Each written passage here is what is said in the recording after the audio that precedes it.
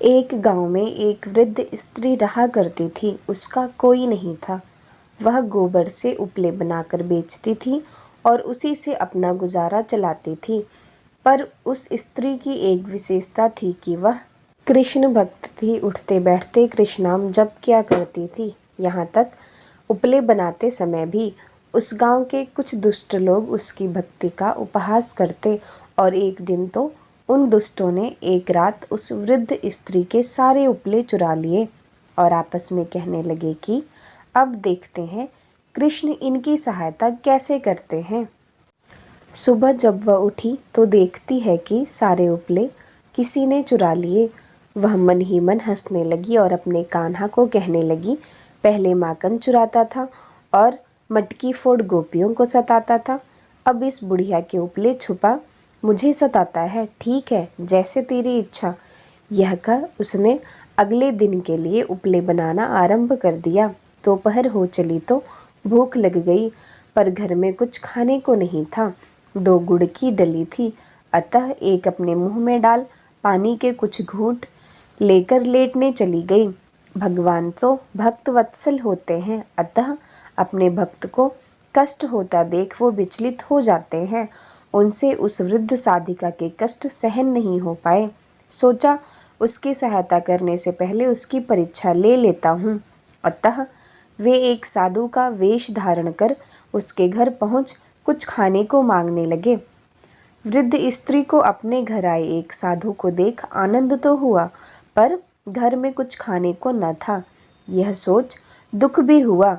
उसने गुड़ की इकलौती डली बाबा को शीतल जल के साथ खाने को दे दी।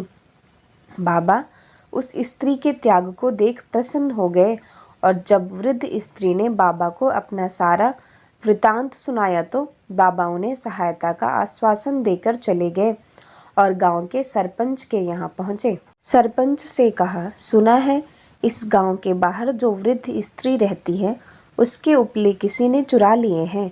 मेरे पास एक सिद्धि है, यदि गांव के सभी लोग अपने उपले ले आएं तो मैं अपनी सिद्धि के बल पर उस वृद्ध स्त्री के सारे उपले अलग कर दूंगा।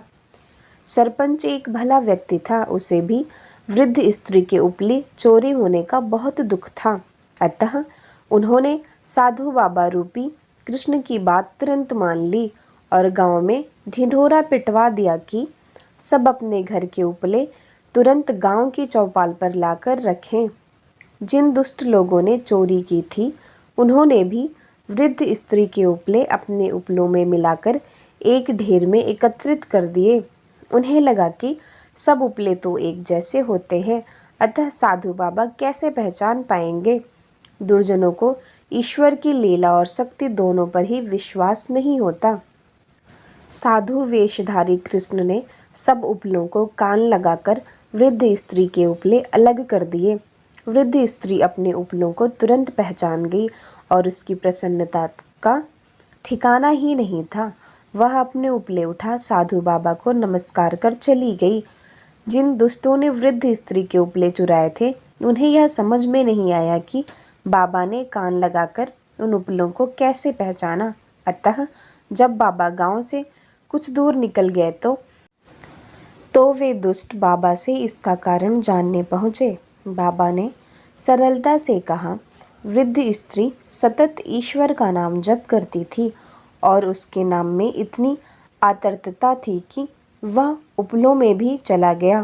कान लगाकर वे ये सुन रहे थे कि किन उपलों से कृष्ण का नाम निकलता है और जिनसे कृष्ण का नाम निकल रहा था उन्होंने उन्हें अलग कर दिया। यह है नाम जप का परिणाम। अतः हमें भी व्यवहार के प्रत्येक कृत्य करते समय नाम जप करते रहना चाहिए। इससे हम पर ईश्वर की कृपा होती है व संकट से भी बचाव होता है। जय श्री राधे कृष्ण।